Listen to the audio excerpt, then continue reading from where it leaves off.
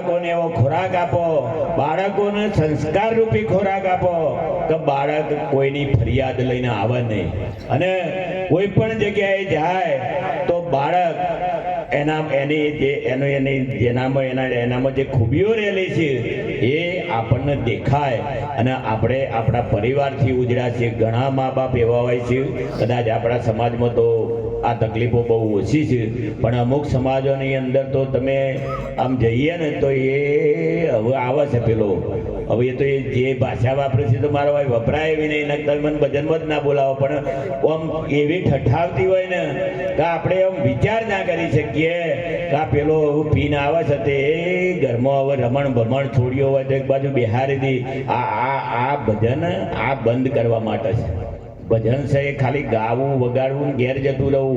આમાં નાતી જાતિ નહીં, હરિકેરા દેશમાં પાનભાઈ નહીં વરણ વિકાર. સમગ્ર માનવ જાતની વાત છે. અને આ માનવ જાતનું રાજારામ મોહન રાય એવા હતા કે પહેલા દીકરીઓને કદાચ પતિનું અવસાન થાય તો દીકરીઓને જીવતી બાળી કૂટવામાં આવતી, એમને સતી થવાની પ્રથા હતી એવું કહેવામાં આવતું, પણ મૂળ તો જીવતી બળાતી ને. હવે પુરુષ જ્યારે એને કોઈ પણ બીમારીથી મરવાનો થાય એટલે પેલી બેનને મોત આવી જ જાય એટલે ખબર પડી જાય કે હવે એ એનું શરીર છૂટ્યું નહીં કે મારે જીવતું ને જીવતું હળગી જવાનું છે. આવું તો મગજ ઇમોનીમાં મેડ થઈ જાય. અને છેલ્લા દાડા જ્યારે એને સતી થવાનું આવે કે ભેગા ભેગી એને ના મરવું તો એ જોરઈએ મરી જવું પડતું. આવા સમાજના રિવાજો હતા. તમે જુઓ બધ પ્રથા હતી. અરે હમણાં સુધી તમે જુઓ તો કેટલું બધું દેવસ્થાનો ઉપર કેટલા બધા ખરાબ કાર્યો થતો આપણે જોતા હતા. પણ વિજ્ઞાન તમે જુઓ, વિજ્ઞાનનો યુગ આવ્યો છે. પરમાત્મા તો કદી કોઈને કીધું જ નહીં કે તમે મારા માટે આ કરજો, પણ આ બધી જે રૂઢિઓ છે એ રૂઢિઓમાં પરિવર્તન આવે. બાળકોને ભણાવવાની ના નથી, પણ અત્યારે તમે જુઓ એટલી બધી મુશ્કેલીઓ વધે છે દીકરીઓ માટે. અને તમે એનું કારણ પાછું તમે જુઓ કે કદાચ દીકરીઓ ઓછી છે, દીકરા વધારે છે. કોઈને દીકરી તો જોતી જ નહીં પાછી. બધાએ તમે જુઓ તો જુઓ તો બધાના દીકરા જ જુઓ છે, દીકરીઓ તો કોઈની જોતી નહીં. તમે જુઓ આને કોઈને ભેંસનો પાડો માગ્યો, તમે જુઓ તો ખરો તમે તો પાડી માગવી છે ને હોય દીકરીઓને તમે જુઓ જન્મવાય ને એની મારી નાખી. પછી મારો છોકરો તો કુંવારો થશે શું થાય તારે?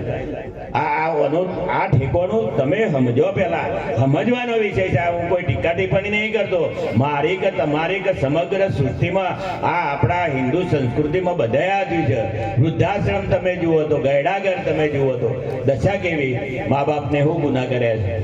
આજે તમે જુઓ તો 25 વર્ષનો છોકરો થાય અને તમે જુઓ અમે વૃદ્ધાશ્રમના પ્રોગ્રામ કર્યા છે ને તો બધા સાસુ સસરા જ છે, મા બાપ તો કોઈ નહીં, ખાલી સાસુ સસરા જ છે.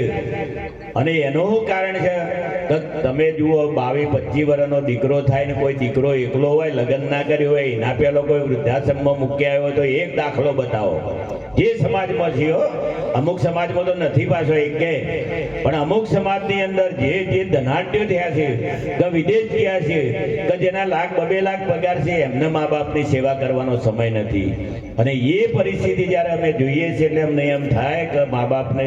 અને જ્યારે ભાઈને પરણાયો, અમારી બાજુ તો અમે બધા એમ જ કહેતા હતા કે હવે છોકરો પરણાવો અને ઘરમાં વહુઓ આવો ને પછી કી મજા મજા ને મજા.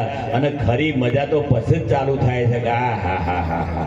તમે જુઓ તો હું દશાઈ છે. તમે જુઓ તો તમારી વાચા બંધ થઈ જાય, તમે માગી ના હાકોનો. અમે તમે જુઓ જો સુધી હાથ પગ ચાલતા હશે ને તો સુધી બધું બરોબર છે. તમારા હાથમાં વહીવટ હશે તો સુધી બધું બરોબર છે, પણ હાથમાંની જે તારો વહીવટ જો અને હાથ પગ ચાલતા બંધ થઈ ગયા ને હોશિયાર તોથી ચાલુ થાય. અવાજ ના કરતા હો, કોઈ ડિસ્ટર્બ વચમાં ના કરતા, એટલે જેને સાંભળવાનો રસ હોય ને એમને આનંદ આવે થોડો. એટલે સમગ્ર સમાજ સુધરી જાય. પહેલા તો આ બધી જે મા બાપની સેવા સૌથી પહેલા. હાલ ગણપતિ ભગવાનની આપણે વાત કરી કે ગણપતિ ભગવાને કશું કર્યું જ નહીં. જાત્રા, મંદિર, મહાદેવ કોઈ ભગવાન નહીં, એમને બજ્યા નહીં. એમને સીધા મા બાપની સેવા કરી, બેહારીને એમને તિલક પૂજન ને એમને જે બસ 2 હાથ જોડીને બેસી ગયા અને 5 પ્રદક્ષિણાઓ ફરી. તમે વિચાર તો કરો, એટલે 33 કરોડ દેવતાઓ ખુશ થયા તો તમે મા બાપની આવી રીતે સેવા કરી. અને કોઈ પણ વ્યક્તિએ છે ને મા બાપની સેવા કરી હોય, કદી દુઃખી થયો હોય એવો તમે એક દાખલો દેજો. જુઓ. ગમે તે છાપરામાં રહેતો હશે પણ એના ઘરમાં આનંદ હશે. અને જેના મા બાપ દુખી હશે, જેની દીકરીઓ દુખી હશે, એના ઘરની અંદર જોજો, જે ઘરની અંદર સાસુ વહુ નણંદ ત્રણ ખૂણે ત્રણ રડતો હોય, કોના જેવું મોટું કોઈ નર્ક નથી. અને એ ઘરના પુરુષનો આયુષ 50% થઈ જાય. પણ આ ત્રણ જે ઘરની અંદર આ ત્રણ ખુશખુશાલ હશે, સાસુ વહુ નણંદ ત્રણ ખૂણે ત્રણ ખુશખુશાલ હશે, એ ઘરના પુરુષનું આયુષ 20 વર્ષ 25 વર્ષ વધી જશે. આ સનાતન સત્ય બાબત છે. એટલે બહુ સમજણનો વિષય છે. ભજન છે ખાલી, હું વારંવાર કહું છું કે ખાલી વગાડવું ને ગાવું એ ભજન નહીં, પણ ભજન આપણે બધા ભજનમાં બેઠા છે, પણ ભજન આપણામાં ઉતર્યું છે કે નહીં ઉતર્યું? આપણે અહીંયા બેઠા ભજનમાં બેઠા હોય તો એ ફરીથી કહું છું કે તમાકુ મસાલા જેવા વ્યસનો ભાઈ ના બા, હમણાં તમે કેમ આ ઉતાવળ કરી? તમે અમને અમારી રજા વગર મને બોલાયા છે ને, અમારી રજા વગર કોઈ કાર્ય આજે નહીં કરવાનું હો. કાલે પછી મહેમાન કરતી બોલાવો તો વાત જુદી છે, પણ અત્યારે તો તમે આ બધું તો ચાલશે. ખરો રસ તો હરિરસ પીવા જેવો તો આ હરિરસ પીવા જેવો છે. તમે આ ચા તો તમે જુઓ તો નાશ વાળી નાખ્યો ચાને. તો આ તો ધનવાદ પરિવાર દુઃખ ના લગાડતા, પણ મારે જે કહેવું છે, આ અંગ્રેજો આપણા ભારતની અંદર હતા, એટલે આપણા ભારતનો માનવી જે પુરુષ બેન દીકરી પણ ઘઉંની 2 બોરીઓ 2 બાજુ 2 હાથે પકડીને દોડતો હતો. એ ટાઈમે એટલો મજબૂત વ્યક્તિ હતો. અને આ અંગ્રેજોએ રિસર્ચ કર્યું કે આ લોકો આટલા બધા મજબૂત કેમ છે. એટલે અમને વિચાર કર્યો કે અહીંયા શું નથી, અને એમને ગોતતા ગોતી કાઢ્યું કે આ ચા નથી. અને આ ચા નથી ને એટલે આ લોકો આટલા બધા મજબૂત છે. ચા એ સ્વીટ પોઈઝન છે, ધીમું ઝેર છે. ધીરે ધીરે તમે ચા બહુ પીતા હશો, એને 60 વર્ષ થશે, 50-60 વર્ષ એટલે ઓતડો ખરાબ થઈ જશે, ઓજરી ખરાબ થઈ જશે, અને પાચન શક્તિ મંદ પડી જાય, એટલે અનેક જાતના રોગો પેદા થશે.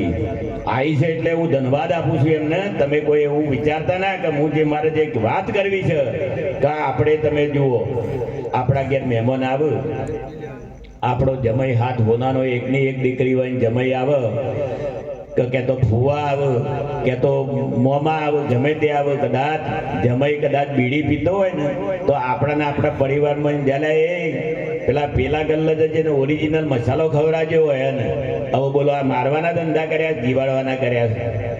કોઈને 2 કિલો ઘી લઈ આવ્યું કે જમાઈ ના લો તે ભોણિયો છોડીઓ ખાસી, આવું વિચાર્યું છે ના? કીધો જા અને બીડી પીવી છે ને એને સિગરેટ પેલી 20 રૂપિયા વાળી. આવું તો તમે જુઓ તો કેવી એનું નામ તો પાછું એડવાન્સ, એટલે જલ્દી એ સગવડ કરે. એમ એડવાન્સનો મતલબ જલ્દી સગવડ કરા. હવે આવી સિગરેટો 20 રૂપિયા વાળી, અને ઘરમાં કદાચ 25 રૂપિયા કદાચ માગ્યા હોય ને તો તમે જુઓ તો આમ ઘૂંઘારીઓ કરીને બહાર નીકળી જાય. મસાલા દાડાના તમે જુઓ તો આમ પાછા ફડાકા જેવા મારે. હજી 2 ભાઈબંધો, અરે મારે તો 10 મસાલે ઠેકોણું પડતું નહીં, બોલો હવે આવો એનું ઠેકોણું કદીએ પડે? આ જે ઝેર છે, મારે જે કહેવાનો આશય છે, જે ઝેર છે, અને એ આપણે બાળકોને શીખવાડી રહ્યા છીએ. આપણે પોતે ખાતા નથી, બાળકોને શીખવાડી રહ્યા છીએ.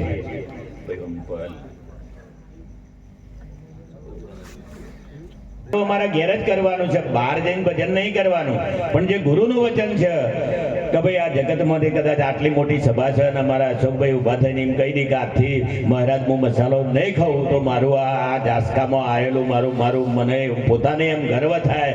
અને આવા કદાચ 10, 20, 25 જુવાનિયા કદાચ એમ કહી દી કે મહારાજ અમે મસાલા નહીં ખાઈએ, એટલે પરિવારની અંદર કેટલી શાંતિ થઈ જાય. તમે વિચાર કરો, બહુ સમજણનો વિષય છે, અને બહુ અંદરથી લાગણીથી તમે લેજો કે આ ખાલી વાત કરવા ખાતર નહીં કરતો.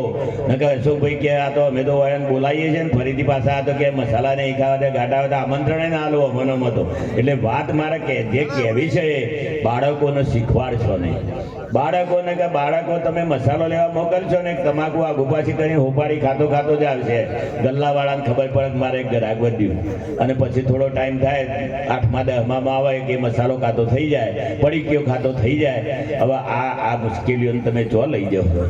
અત્યારે તમે જુઓ પડીકોમાં, તમે પડીકોનું વિજ્ઞાન તો તમે જુઓ, અત્યારે નાનો બાળકોને 20, 25 વર્ષોને એટેક આવવા મળ્યા છે. બાકી 50-60 વર્ષ પછી એટેકની વાત જ ના હોય. એના પહેલો તો કોઈ એટેકની વાત ના હોય, પણ અત્યારે તમે જુઓ 25-25, 30 વર્ષ 40 આ શું થયું છે? તો આજે બહારનું તમે એક રિસર્ચ કર્યું કે કોરોનાની અંદર 2-3 મહિના તમે બધા તમે ને હું બધા ઘેર હતા. બોલો દવાખાનો બંધ થઈ ગયો નતો થઈ ગયો? ખાલી કોરોનાનો પેશન્ટ હતો, એ જ દવાખાનામાં હતો, અને એમાંય પાછું કોઈ ગરીબને કોરોના થયો એવું તમે સાંભળ્યું છે? બધા જેના પણ અતિશય ધનાઢ્યો હતા એમને જ કોરોના થયો.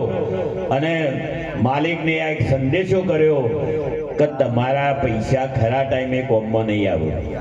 આ તો જેને આવા કોમમાં વાપર્યા હોય પૈસા, નહીં તો કર્ણને હોનાનું દાન કર્યું હતું.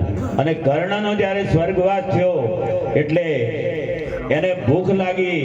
એક બાજુ એને ફર્સ્ટ ક્લાસ રૂમમાં મૂક્યો હતો, એને બહુ સગવડ હતી, સ્વર્ગ હતું, પણ આવું એને ભૂખ લાગી એટલે પેટમાં એકદમ બલાડો બોલવા મળે. ભગવાનને વાત કરી કે પ્રભુ મારે તો જમવું છે. એટલે ભગવાને કીધું કે તે જે દાન કર્યું એ તને જમવા મળશે. જ્યાં હોમે તારો રૂમ રહ્યો, તારું જેટલું દાન કરેલું એટલે હોમો ગયો તો એકલા હોનાના તમે જુઓ તો ભંડાર ભરેલા હતા. જમવાનું આટલું અનાજનો દાણો નતો કે પ્રભુ અહીંયા તો હોનું છે, હોનું મારાથી ખવાય. એટલે ભગવાન કહે તો તમે જેવું કરશો એવું પામશો. તમે હાથે સાથે આ 5 ઓગળીઓનું જે પુણ્ય કર્યું અને આ સાચા માર્ગે જે વાપર્યું એ ધન્યવાદ છે. ઓગળી જેને કરી કે આ પેલા બેન આવ્યો છે અહીંયા આવીને જેને 151 રૂપિયા દાન કર્યું છે, બેનના માટે એક તાળીઓ વધાવો, તાળી પાડીને વધાવો કે જેમણે આવું પોતાના હૃદયથી આ જે દાન કર્યું છે. ખૂબ ખૂબ ધન્યવાદ એમને. મારે કહેવાનો આશય કે ઓગળી ચિંધ્યાનું પૂન કર્ણને એક વખત સાધુ સંતો આયા અને તો કૌરવોને આવીને પૂછ્યું કે ભાઈ અમારે જમવાનું છે. તાણે જમણવાર તો કૌરવોના જો ચાલતો હતો, તો 3200 શાક ને 3300 ભોજન હતો, પણ તો કોઈને સાધુ સંતોને જમવાનું નામ ના લીધું. પણ કર્ણને ખાલી ઓગળી કરી કે પ્રભુ તમે સામે પેલું સદાવત ચાલે છે ને પાંડવોનું છે, તમે તો જતા રહો તો તમને પ્રસાદ મળશે. અને ભગવાને કીધું કે તે તારા સમયે જે પુણ્ય કર્યું છે, તારા હાથે જે પુણ્ય થયું છે ને એ તને આજે કામ લાગશે. એટલે આનો તપાસ કરવામાં આવી તો જે સંતોનો મોકલ્યા હતા ને સદાવતમાં એ ઓગળી ઉપર એ ઓગળી ચિંધ્યાનું પુણ્ય હતું. એટલે ભગવાને કીધું કે તારી ઓગળી છે ખાલી જીભે અડાડી દે, તને અમીના ઓડકાર આવશે. અને કર્ણને જેવી ઓગળી મુડામાં અડાડી જીભ ઉપર ને અમીના ઓડકાર આવ્યા હતા. આ અને એને પછી દાડો એને પરમાત્માને કીધું કે પ્રભુ હવે આવતો જન્મ મને એવો આપો કે હું કંઈક પુણ્ય દાન કરી શકું. અને શેઠ સગારસાનો અવતાર પછી બીજા જન્મ મને એને એટલું બધું દાન પુણ્ય કર્યું. અરે છેવટે દીકરો વધેરીને પરમાત્માને મૂકી દીધો. એને આવા સંતોએ તમે જુઓ તો કેટલા પાંડવોને કેટલી તકલીફ પડી છે, હરિચંદ્ર રાજાને કેટલી તકલીફ પડી છે. ભજન 2 ધારી તલવાર જેવું છે. ભજન જો સાચા માર્ગે થાય તો પણ કે ભૂખે મારું ભોય હુંવારું તનને તોડી નાખું ખાલ, અને તોય જો આગો પાછો ના થાય એને કરી નાખું ન્યાલ. આ તો થાળી નારિયેળ મોને કે મારો છોકરો ચમ પાસ થતો નહીં. અરે ભાઈ આખા ગામમાં કૂતરોનો કપાળ ફોડ્યો છે ને એક છેલ્લા દાડા પરીક્ષા હોય દાડો મમ્મી ને પપ્પા બે તમે જુઓ તો 2 બાજુ લાગુ થઈ ગયો હોય. હોજ તે આખી રાત ઉજાગરો કર્યો હોય ને પેલો હવારમાં સ્કૂલમાં જાય એટલે બધું ભૂલી ગયો હોય અને ઊંઘ આવતી હોય અને રાતનો ઉજાગરો નડ્યો હોય, તે 2 પ્રશ્નો આવડતા હોય એ ભૂલી જાય. હવે આ હોય એને હેને મેળ પડતો હોય. થાળી નારિયેળમાં છોકરો પાક ના ધોય એ તો જે દાડાથી સ્કૂલમાં મૂક્યો ને તે દાડાથી મહેનત ચાલુ કરવી પડે, તાણે કોમમાં આવે. કોઈ 12 મહિને આપણે ખેતરમાં એક દાડો વાવેતર કરી પછી છેલ્લા દાડા લેવા જઈએ એ દાડો જઈએ તો મેળ પડે. અરે ખાલી ખેતરના સીધા તમે ખાલી ઓટો મારો ને કશું ના કરો તો એ ભૂમિમાં એટલી હે આવે ને કે 5 મણ દોણા એકદમ વધારે થાય. આ તો આ એક સનાતન સત્ય બાબત છે. આ ધરતી માતાની એવી ખબર પડે છે અને આપણો તો નહીં પડતી ધરતી માતાની. પેલો 26મી જાન્યુઆરી આવ્યો ધર થતો હતો ને કોઈ ઘણા તો કઈ વળી મન માતા આવે છે. બોલો કઈક ઉભો તમે જુઓ તો દુધારી આવતી હતી, કઈ કોણ તો કે મન તો માતા આવે છે. અરે માતા નહીં આવતી, આ માતા નેતાથી હાલી છે. અને પછી ખબર પડી તે જમીન ઉપર દીવા કરતો. તમે જુઓ તો ખરા. અને આખી જગતમાં એક જ વાત ચાલે છે કે ભાઈ કમાહો તો ખાઓ, કમાહો તો ખાઓ. તો કોરોનામાં શું થયું કે જોજો હો, કમાવા નીકળ્યા, ઘરમાંની બહાર નીકળ્યા, ખાલી મોઢું બહાર કાઢીને 3 વખત તો મોઢું ધોઈ નાખ્યું. બોલો કે કોરોનાનો જીવડો તો જો ચોટ્યો નહીં ને. અરે કોક આવીને ખુરશી પર બે દીકરી આપવાની હોય બાપના ઘેર, તો બાપ એમ કે બેટા હોય ના આવતી. એનો કહેવાનો મતલબ એવો હતો કે આ છોડી કોરોના લઈને આવશે તો મારા ઘરમાં બધું મરી જાય. એક તો કહેવાય છે કે કોઈ કોઈનું નથી રે, કોઈ કોઈનું નથી રે, નાક ના મરે બધા મથી મથી રે, કોઈ કોઈનું નથી રે. આ બા જતો રહ્યો, આપણે બધા મૂક્યા છીએ અને આવા કેટલા ગયા છે આપણે જોઈએ છે ને, પણ કોઈ કોઈનું થયું છે? એકલા આયા ને એકલા જ જવાના. આ સનાતન સત્ય વાત છે.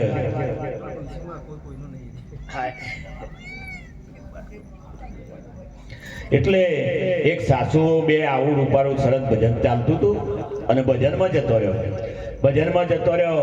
હવે બરોબર અમારા લાલભાઈ જેવા ભજનીકો, કંથાજી મહારાજ જેવા ભજનીકો ભજન ઉપાડ્યું, કોઈ કોઈનું નથી રે, કોઈ કોઈનું નથી રે, નાહક ના મરે બધા મથી મથી રે. અને બા થોડો કાઠો હતો, આવી કરતાલ પડી દીધી, હાથમાં લીધી ને ઊભો થઈને 4 ફુંદડીઓ મારીને નાચવા મળ્યો ઘણી વાર તો. અને આ તો ભાઈ મોંથી ફૂટ. આ વાત છે ને એ અંદરથી પ્રગટ થાય, બાકી એમને મેળ પડે ઊભા થઈને નાચવું જેવી તેવી બાબત નહીં. પણ બાને આનંદ આવી ગયો, બા નાચતો હતો. હવે હાહુ બે ભજનમાં હતો, ભજન પૂરું થયું, પ્રસાદી વહેંચાઈ જાય એટલે આ તો વહુના તો પગ કાઠા હોય. આમ શેવાળું ઘર હતું છેલ્લું, ત્યાં વહુ તો ઉપડ્યો, સીધો હેડ્યો, પણ બાર આગે ધીમે ધીમે હેડતો ઘેર જો એટલે પેલી વહુ તો ઘરમાંથી વાખી, અંદરથી આગળ વાખીને તો હોઈ જઈ. અને આ બાર આગે જો તેઓ આમ કરી કે બેટા બાર નથી પાથરવાનું, નથી ઓઢવાનું, મારા ઊંઘવું જો. એક વહુને કીધું કે બા હમણાં તો ભજનમાં તો લઈ કરતાલ નો ઉડી પડ્યો છો કે કોઈ કોઈનું નથી રે, કોઈ કોઈનું નથી, નાહક ના તે હોય, હું ભાગવા આવ્યો છો કે. હવે તમે વિચાર કરો, ભજનનો એ આવું અર્થઘટન થતું હોય તો એનો મતલબ નહીં. પણ આજે કદાચ મા બાપને તકલીફ પડતી હશે, પહેલા બહુ તકલીફ બેઠી મા બાપને મોટા કર્યા હોય, અને એના લીધે મા બાપને બાળકો ઉપર કદાચ આગુ પાછું વપરાતું હોય તો મા બાપનો જીવ બળે. અને મા બાપ આકરો ન થતો હશે તો એ બાળકોના સારા માટે થતો હશે. તમે એના માટે કોઈ દુઃખ ના લગાડતા. અને આ તો વારા પછી વારો અને મારા પછી તમારો એટલી જ વાર છે. આ જોતામાં દિવસો વયા જશે પાનભાઈ કે 21,600 કાળ ખાસી. પણ બાળકોને સંસ્કાર આપો. એક એજ્યુકેશન વાળું પરિવાર,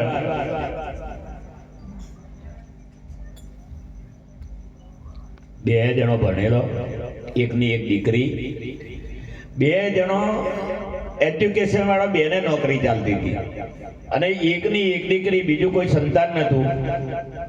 હવે દીકરીને શું કર્યું, એને ભણાવવામાં જ ધ્યાન રાખ્યું. પણ અમુક કાર્યો છે ને જેને પ્રતિક્ષિપ્ત થઈ જવો જોઈએ. દીકરો હોય, દુકાન ચાલતી હોય તો દીકરો દુકાન આવે તો એને શીખવાડવું ના પડે તું આમ કરજે આમ કરજે, તો એ જોઈએ જાય ને હાલે જાય ને ધીરે ધીરે એ વેપારી થઈ જાય. એમ દીકરીએ ગૃહ કાર્યની અંદર ધીરે ધીરે મા બાપને જોઈને કે બેટા આ કરો, કચરો કાઢી નાખો, આમ કરો, મહેમાન આવે તો ખાટલો ગોદડું બીજું. પણ આ મમ્મી આધુનિક જમાનાની અત્યારે તમે જુઓ તો આ મા બાપની તો દશા તો પહેલા છે ને બા ને બાપુજી કહેવાતું. અત્યારે તમે જુઓ તો બામાંથી મમ્મી થઈ. અને મમ્મીનો અર્થ થાય મરી ગયેલું. આ ઇજિપ્તમાં એ બધા મમ્મીઓ જે અંદર જે સમાધિઓ આલેલી હોય ને એને મમ્મી કહેવાય. અને હવે તો મમ થઈ ગયું છે એટલે કશું નહીં. મમનો અર્થ જ થાય કોઈ નહીં. આ બા કેટલો બધો પવિત્ર શબ્દ છે. તમે જુઓ આ પવિત્ર શબ્દનો અમૃત આધુનિક જમાનાએ કરી નાખ્યો છે.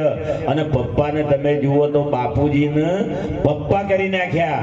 અને પપ્પામાંથી તમે જુઓ તો ડેડ એટલે જતા રહેલા, કોઈ ના મળે, કશું ના, લાશ કહેવાય. હવે આ તમે જુઓ આ કેટલો જમાનો પરિવર્તન કેવું આવ્યું છે. આ મા બાપની દશા તો જુઓ. બહુ સમજવા જેવી છે કે આધુનિક જમાનો એનો મતલબ એવો નહીં. પણ હવે આ પેલી દીકરીને તમે જુઓ તો ભણાવવામાં બેને એટલો બધો રસ રાખ્યો એમ કે અમારી દીકરી ભણશે ને બધું એને આવડી જશે. હવે સંજોગો એવા બન્યા ને કે દીકરીને 20 વર્ષ સુધી ભણાવી. હવે આપણે બધાએ સમજીએ છીએ કે ભાઈ દીકરીને 18-20 વર્ષ થાય એટલે આપણે બધાને ઈચ્છા એમ થાય કે દીકરીને હાથ પીડા કરી દો. અને કુદરતી પહેલાથી જ ચાલ્યું આવે છે અને કુદરતનો એવો સમય નિર્માણ કરેલો છે કે દીકરી અત્યારે 18 વર્ષની થાય એટલે એનું લગ્ન કરવું જોઈએ. અત્યારે 20, 22, 25 વર્ષે લગ્ન થાય છે. પણ હવે મા બાપને એવું હતું કે દીકરી ભણી શકે અને બધું ઘરમાં કશું શીખવાડેલું નહીં, કોઈ વસ્તુ શીખવાડેલી નહીં. હવે અચાનક આનું તમે જુઓ, હવે આપણે જોઈએ છે કે ભલે હોમાં પછી મુહૂર્ત્યો ગમે તેવો હોય, કદાચ 10, 20, 25, 50 લાખની લોન લીધી હોય ને 2 માળનું ઘર કર્યું હોય ને ઘરનો સારો સફેદ કલર કર્યો હોય ને તમે જુઓ ને મુહૂર્ત્ય પાવડર ને લાલી લિપસ્ટિક ને તમે જુઓ તો મસાલા ખાઈને ગાલે રાતા ચોર થઈ ગયા હોય ને હવે આવો ભપકાવાળો મુહૂર્ત્યો પાડ્યો હોય તો હા કે હું મુહૂર્ત્યો છે તમે જુઓ તો ઘોડો ગધેડા જેવો. હવે દીકરીનું જે થવું હોય એ થાય. આ દીકરીને નાખી ઊંડા બોરમાં. હવે દીકરીને કોઈ વાળેલું જ નહીં. દીકરીને સાસરે મોકલાય 90 વર્ષનો તમે જુઓ તો ખખડ 10 વડી હાહુ બેઠેલો. દીકરી સાસરે જઈ એટલે આપણે બધા મજીએ છીએ ને કે નવી વહુ આવે એટલે બેટા હોય બેહોન પછી અઠવાડિયું 10 દાડા થાય બેટા તું લાંબ બેહોન. તમે જુઓ તો કેટલો ભાવ છે. તમે જુઓ તો આ અને એમને ખબર પડે છે આ વડીલોને કે આ ઓમનોમ ફરે છે 2-4 દાડા 5 દાડા તો ગોદડીઓ નાખીને પછી ખેંચી લી. તમે જુઓ આ એને ખબર છે કે આ જો ઓમનોમ કરે છે તો અમારો વારો ત્યાં જ હા કોમ કરવાનો. એક બાપડે બેટા 2-4 દાડા તમે જુઓ તો 5 દાડા થયા. એક વડી હાવ બોલ્યો કે બેટા એના પહેલા તો લગ્ન થયું એક એની મમ્મીને શું કર્યું, આવા ખેરાલુ જેવા બજારમાં જ્યાં ચોપડીઓના બજારમાં જો બજારમાં જઈને ચોપડો લીધો ત્યાંથી રસોઈ બનાવવાની રીતનો અને દીકરીના ગવાડામાં મૂકી દીધો કે મારી દીકરી ત્યાં લઈ જાય કે ભણેલી છે મેં જોઈને જે બનાવી આઈટમો બનાવશે. હવે આ દીકરી ગવાડો લઈને આવેલી હારીમન વડી હાહુને કીધું કે બેટા મારા 5 દાડાથી ઉપવાસ ચાલે છે, આજે ઉપવાસ છોડવા તમે થોડો શીરો બનાવો. અને શીરો ખાધેલો ખરો પણ આ તો હવે અનુભવનો વિષય છે. એકદમ શીરો થોડો બના. પણ તમે જુઓ ફેશને તો ગજબ કર્યો છે. હવે આ અત્યારે આધુનિક જમાનાના ઘર તમે જુઓ તો ઊભું પ્લેટફોર્મ વાળું રસોડું અને રસોડાના હોમી બારી અને તમે જુઓ ફર્નિચર તો આ ઘરોમાં જેટલું થયું છે પણ ઘરોમાં તો થયું છે પણ માણસ ઉપર એટલું ફર્નિચર થઈ ગયું કોઈ માપ જ નહીં. તમે આ તમે જુઓ કેટલો સુધરેલો જમાનો. હવે આ દીકરીને તો પેલો ચોપડો લાઈ ગવાડામાંથી લાઈનો હોમો બારીમાં મૂકી દીધો. રસોઈ બનાવવાની રીતમાં શીરો બનાવવાની રીત કાઢી. બૈડું લાવો, ઘી નાખો ને શેકાવાનું ચાલુ કર્યું. ગેસ હળગાઈને શેકાવાનું ચાલુ કર્યું. મારા જેવા મહેમાન દરવાજામાં આવી ગયા. બુન તો પટ્ટી મારી દરવાજો ખોલ્યો અને મહેમાનની સેવા જે થતી હતી એ બાજુ બિહાર દીધા. બુનને તો પાછો શીરો બનાવવાનો ચાલુ કર્યો. ચોપડામાં જોયા મરચું નાખ્યું, મેઠું નાખ્યું, હળદર નાખી, કોથમીર નાખી, લીલો મરચો. તમે જુઓ તો અને તો શીરો એવો બનાવ્યો ને ચડીને તૈયાર થયું કે સપ્તરંગી મેઘધનુષના જેવા હાથ કલરાયેલા શીરામાં. તો એને એમ થયું કે હું મારી મમ્મી બનાવતી કે એક કલરનો હતો અને આ હોય હાથ કલર આવ્યા છે. એના મનમાં કે આ બાજુ આવો બનતો હોય છે કે કોઈ વાંધો નહીં. આ તો અને તો ડીશમાં કાઢ્યો ને મેં પાછી ચમચી મૂકીને લઈને બાના પહાણ જો કે બા લ્યો કે ઉપવાસ છોડો. બાની નજર કાતિલ હતી. શીરા હમી જઈ ભર્યું કે આપણે તો એક કલરનો થાય છે વના હાથ કલર આવ્યા છે કે એની બાજુ આવો બનતો હોય છે કે કોઈ વાંધો નહીં. બાને તો ચમચી લઈને આમ કરી શીરો મોઢામાં મેલ્યો ને બા તો ચમચી એમને એમ ડીશ અંગાથી ઊભો થઈ ગયો. અરે બેટા કે આ સિયા દેશનો શીરો છે, ઘડીમાં ખાટો લાગે છે, ઘડીમાં ગળ્યો લાગે છે, ઘડીમાં મોડો લાગે છે, ઘડીમાં તીખો લાગે છે. પેલી ખબર પડી કોક ગોટાળો થયો છે. મોનોક ના મોનો કોક લોચો પડ્યો છે. કોને પટ્ટી મારીને દોડીને રહોડામાં જઈને પેલો રસોઈ બનાવવાનો રીતનો ચોપડો હતો એ મેં જોયું ને તો પેલો દરવાજો ઉગાડવા જઈને એક પોનું ફરી ગયેલું. શીરાની જગ્યાએ ચટણી આવી ગયેલી. ત્યાં શીરો ને ચટણી ભેગી થઈ ગયેલી. કઈ કોના ઘરોમાં શીરા ચટણી ભેગો થઈ ગયો છે તે જુદો જ પડતો નહીં. તમે જુઓ તો ડખા ચાલો હવારમાંથી જ મરચો વટાતો હોય. તમે આ કોઈ ઓછી ઉપાધિઓ છે બા.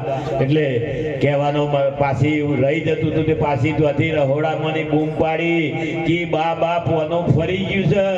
પેલો ડોશીમાં જમાનાનો ખાધેલો હતો બેટા કે આ તારું ના તો અમારું ફર્યું કે હવે આ હેને મેર પડતો હશે બા. એટલે આ સમજણનો વિષય છે. જીવન જીવવું એ પણ એક કળા છે. નવ બોલ્યામાં નવ ગુણ અને બોલાય નો વેચોય. હવે આમાંથી શું કરવું એ સમય પ્રમાણે નિર્ણય લેવો, કયા ટાઈમે શું બોલવા જેવું છે. બાકી સમજણ વગરનું જીવન જ વ્યર્થ છે. અને જીવનમાંથી સમજણ જીવનમાં નહીં જાય તો કે જોયા જેવી થાય. સમજણ જીવનમાં નહીં જાય, જેના જીવનમાંની સમજણ જાય એના માટે તો ખરેખર આ જીવન બહુ મુશ્કેલ થઈ જાય. બધું હોય, હોનાની ઈંટો હોય, પણ ભોગવતા ના આવડતું હોય. આવા કઈક પરિવારો છે, પણ તમે ઘણા પરિવારો જોજો, તમે જુઓ માપનું સીધું સાદું ચાલતું હશે તો એ આનંદ હશે. એના પાછળનો વિચાર પરમ જ્ઞાનમ. જેના મનમાં સારો વિચાર, પણ આમાં શું થાય છે ઘણી વખત એ ગામની અંદર આવું સરસ મજાનું ગામ હતું, આવી બધી સમજુ પબ્લિક હતી. ગામના જોપો અમારા અશોકભાઈ જેવાના આવા બધા વડીલો ગામના જોપો બેઠેલા જ હતા. દરેક ગામમાં બેઠેલા, રીતિ સીધી બધી બેઠેલી જ હોય છે. એટલે ગામના જોપો 5 હાથ બેઠેલા હતા ને એસટી આવી. એસટીમાં મારા જેવા એક પક્કડ ગીરધારી નીકળી ગયેલા ગામે ગામ કસરત અભિયાન ચલાવવા માટે. તે ગામના જોપો ઉતર્યા એટલે બધા કયો હો મહારાજ આવો આવો, તમે અમારા ગામમાં ચોથી. બધા ખુશ થઈ ગયા. અને અમે તમે ભગવા પાડ્યો નહીં કે તમે જુઓ તો વસ્તી મહારાજ મહારાજ. હવે તમે જુઓ, મારા જેવો એક ભાઈ ઘેર કોમ કરતા જોર આવતું હતું ને, તેવો અને મનમાં કાયમ વિચાર આવે કે બાવા થઈ જવા મજા છે. એટલે મનમાં આવો કાયમ વિચાર કરે કે બાવા થઈ જવા મજા છે. આ રોજ છોકરોને ચડ્ડો લાવવાનો વળી, હાલ્લો લાવવાનો વળી, આ મહેમાનોને લાવો ના, છોડીઓને આલો, આ ડખાબની કે કાયમ માટે કે સંતોમાં ભળી જવું. બાવા પેલા હાથીવાળા બાવા આવે છે ને, એને જોઈને આ ભાઈ ભડકેલો કે સારું કેવું લહેર છે. લોકો કાચો ભોજન, પાકો ભોજન, લાડુ, દાળ ભાત, શાક ને તમે જુઓ તો જેટલી તો બક્ષીસ ને આ બધું જુઓ એટલે મોણસ ને કેમ થાય. અને તો આવું કામ કરતા તો જોર આવતું હતું. એટલે ઓને નક્કી કર્યું કે વિચાર પરમ જ્ઞાનમ. જેવો વિચાર હતો ને હાથીવાળા બાવા ગામમાં આવ્યા ને આર્યો ભાઈ તો જમાતમાં પડી ગયો. આ ભાઈ તો જતા રહ્યા ને તમે જુઓ તો આવી તેજી ચાલે ભજનો નહીં. અમારા હમણાંથી મહિનો 2 મહિનો તમે જુઓ તો એ કેદારો ઘેર જ નહીં રહેતા, એવી તેજી ચાલે. ભજન તમે જુઓ તો જો જઈએ ડાયરા પ્રોગ્રામ તમે જુઓ તો હવે એને એકદમ તેજીમાં ચાલે. રોજ બોલાવો મહારાજ હોય આવજો ને હોય આવજો ને.